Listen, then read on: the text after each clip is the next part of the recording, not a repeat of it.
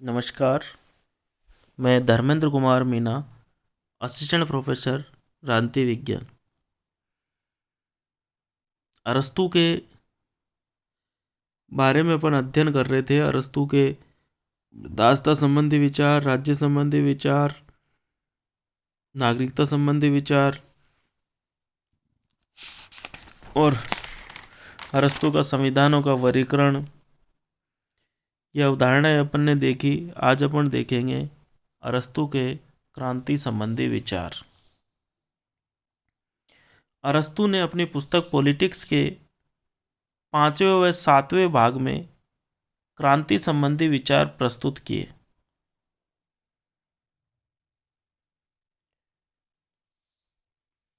क्रांति का सामान्य अर्थ होता है व्यवस्था में आमूलचूल परिवर्तन, परंतु अरस्तू इस सामान्य अर्थ से भिन्न अर्थ देता है क्रांति का। अरस्तू कहता है राज्य, संविधान या शासन व्यवस्था में होने वाला प्रत्येक परिवर्तन क्रांति है। क्या कहता है अरस्तू? राज्य, संविधान या शासन व्यवस्था में होने वाला प्रत्येक परिवर्तन क्रांति है। एक शासन व्यवस्था से दूसरी शासन व्यवस्था स्थापित होना या किसी शासन व्यवस्था का मूल रूप न बदलकर उसी रूप में आधारभूत तत्वों की मात्रा परिवर्तित होना या शासन करने वाले व्यक्तियों में कोई परिवर्तन होता है तो वह एक क्रांति है।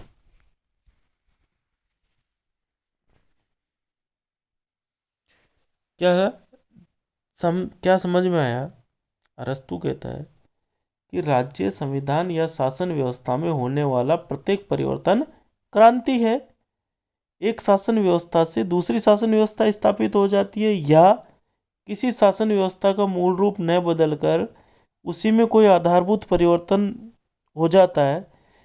इवन शासन करने वाले व्यक्तियों में भी कोई परिवर्तन होता है तो वो भी एक क्रांति है। क्रांति के क्या कारण है? क्रांति के सामान्य कारण में अरस्तू मानता है कि असमानता और अन्याय क्रांति का महत्वपूर्ण कारण है। क्रांति के अनेक कारण हैं, उनमें से जो सामान्य कारण है, उन सामान्य कारणों में असमानता और अन्याय प्रमुख कारण है क्रांति का।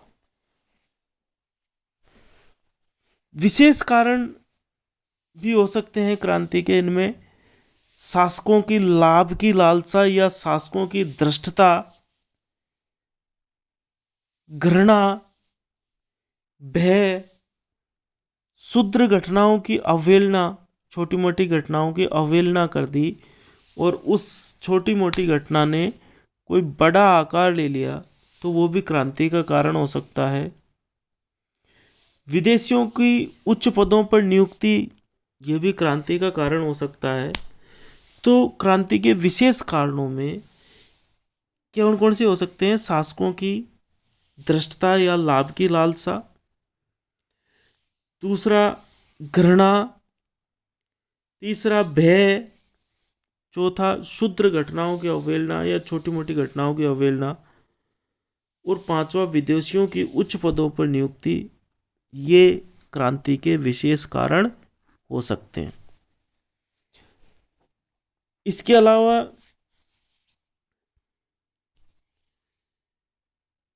अरस्तू ने अपने संविधानों के वर्गीकरण में 6 प्रकार से उसे वर्गीकृत किया था या 6 प्रकार की शासन व्यवस्थाओं की बात की थी उसने। तो उन विशेष व्यवस्थाओं में क्रांति का विशेष कारण हो सकता है। जैसे राजतंत्र में क्रांति का जो कारण है वह है राज परिवार में या राजकुल में कलह।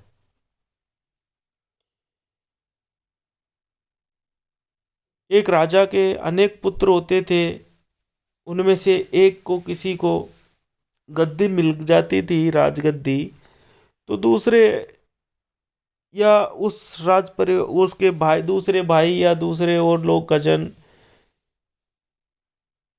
असंतुष्ट होकर और क्रांति कर देते थे। तो राजतंत्र में क्रांति का जो मैं कारण है वो है राजकुलों में कलह। निरंकुश तंत्र में क्रांति का जो कारण है किसी विशिष्ट व्यक्ति का अपमान, किसी व्यक्ति का, विशेष व्यक्ति का अपमान, विशिष्ट व्यक्ति का अपमान निरंकुश तंत्र में क्रांति का कारण बन जाता है। कुलीन तंत्र में किसी संपत्तिशाली वर्ग, कुलीन तंत्र में क्रांति का जो कारण बताता है अरस्तु वह है किसी संपत्तिशाली वर्ग की उपेक्षा करना।